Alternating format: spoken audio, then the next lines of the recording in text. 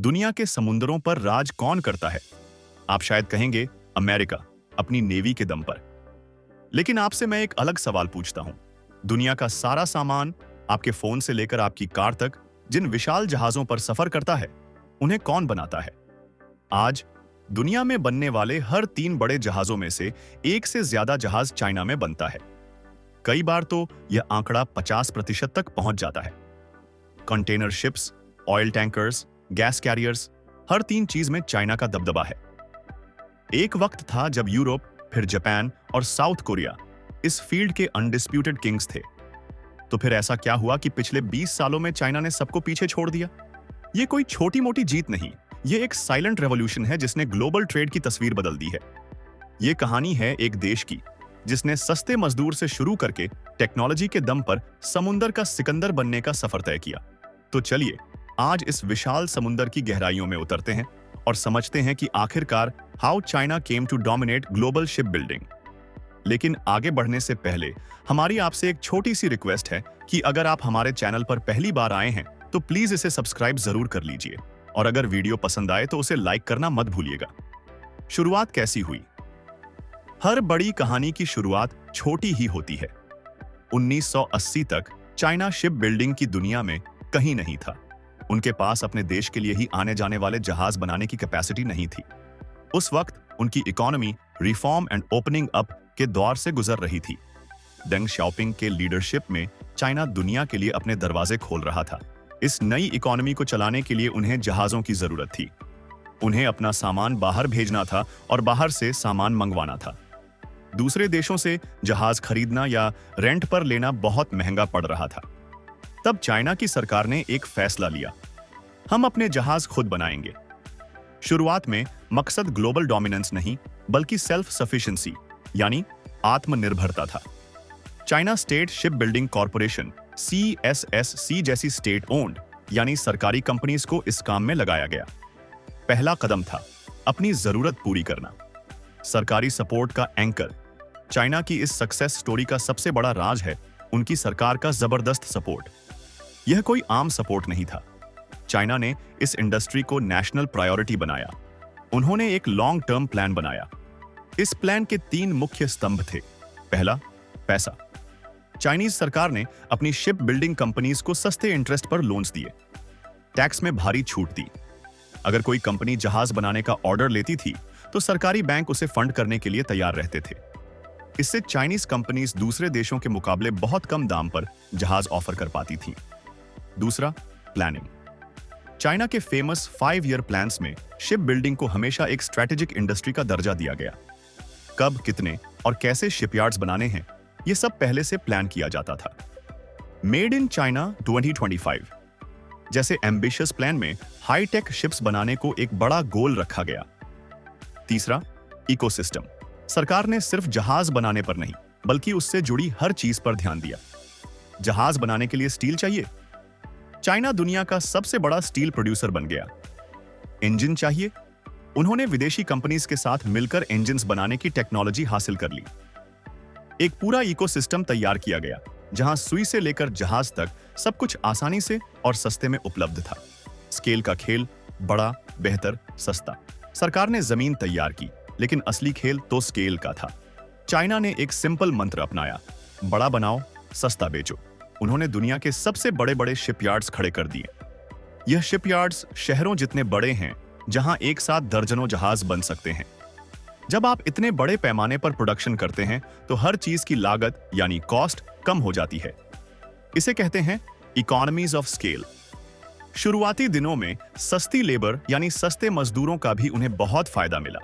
लेकिन आज की तारीख में उनका एडवांटेज सस्ती लेबर नहीं बल्कि उनकी एफिशिएंसी और इंटीग्रेटेड सप्लाई चेन है। जैसे मैंने पहले बताया, स्टील से लेकर पेंट तक और छोटे पार्ट्स से लेकर विशाल इंजन्स तक सब कुछ आसपास ही बन जाता है। इससे ट्रांसपोर्ट का खर्चा और टाइम दोनों बचता है। इस वजह से साउथ कोरिया या जापान की कंपनीज के लिए चाइना के प्राइस को मैच करना लगभग नामुमकिन हो जाता है। द इंडियन पर्सपेक्टिव, हम कहां हैं? अब जब हम चाइना की इस जबरदस्त तरक्की को देख रहे हैं तो एक सवाल मन में जरूर आता है, इस रेस में इंडिया कहां है?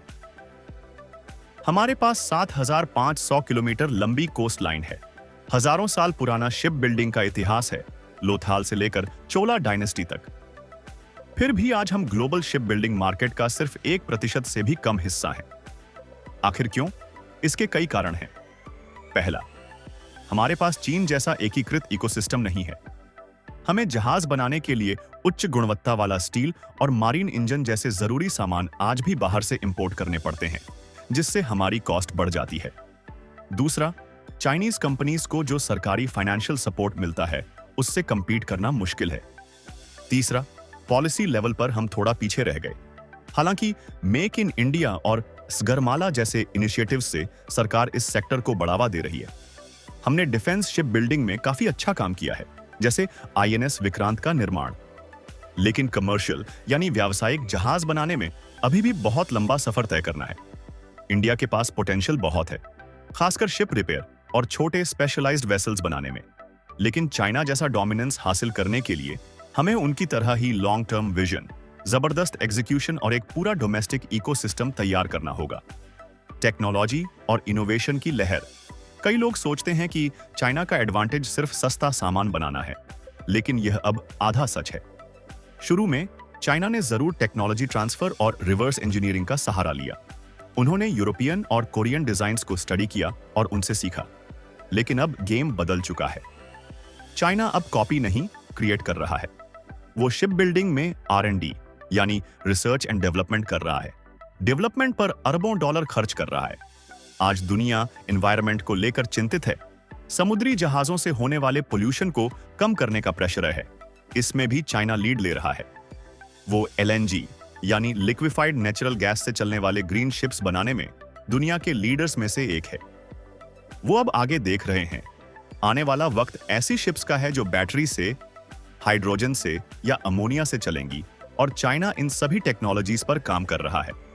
स्मार्ट शिप्स जो आर्टिफिशियल इंटेलिजेंस से ऑपरेट होंगी और ऑटोमेटेड शिपयार्ड्स जहां रोबोट्स काम करेंगे, यह चाइना का फ्यूचर है।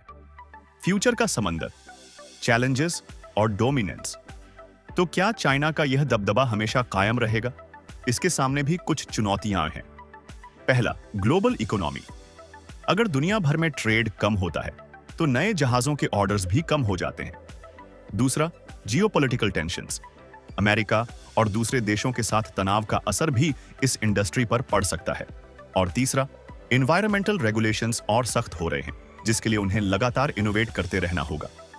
लेकिन चाइना इन चैलेंजेस के लिए भी तैयार दिखता है। वो अब सिर्फ सस्ते कंटेनर शिप्स नहीं बना रहे। वो हाई वैल्यू कॉम्प्लेक्स शिप्स जैसे कि ह्यूज क्रूज लाइनर्स और ऐसी विशाल शिप्स जो समुद्र में ऑफशोर विंड फार्म्स इंस्टॉल करती हैं, उनके मार्केट में भी तेजी से आगे बढ़ रहे हैं। वो अपने डोमेस्टिक मार्केट पर भी फोकस कर रहे हैं। उनका प्लान सिंपल है, हर तरह के जहाज बनाना, हर टेक्नोलॉजी में आगे रहना और मार्केट पर अपनी पकड़ बनाए रखना। एक सबक। तो चाइना की शिप बिल्डिंग की कहानी सिर्फ जहाज बनाने की कहानी नहीं है। यह एक सबक है। यह सबक है एक देश के विजन का, लॉन्ग टर्म प्लानिंग का और उस प्लान को पूरी शिद्दत से एग्जीक्यूट करने का। उन्होंने साबित किया कि अगर सरकारी नीति, इंडस्ट्रियल कैपेसिटी और फ्यूचर टेक्नोलॉजी का सही संगम हो तो किसी भी सेक्टर में दुनिया को लीड किया जा सकता है।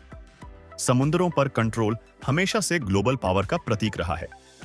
पहले यह मिलिट्री नेवी से होता था, आज यह कमर्शियल नेवी यानी व्यापारिक जहाजों के जरिए भी हो रहा है। और इस खेल में चाइना ने अपनी पोजीशन बहुत मजबूती से बना ली है। आपको क्या लगता है, क्या इंडिया कभी चाइना को इस सेक्टर में टक्कर दे पाएगा, या फिर यह दबदबा आने वाले कई सालों तक ऐसे ही बना रहेगा? अपने विचार नीचे कमेंट्स में जरूर बताइए। अगर आपको यह वीडियो इंफॉर्मेटिव और पसंद आया तो प्लीज इसे लाइक करें, अपने दोस्तों के साथ शेयर करें और हमारे चैनल को सब्सक्राइब करना ना भूलें। मिलते हैं अगले वीडियो में। धन्यवाद।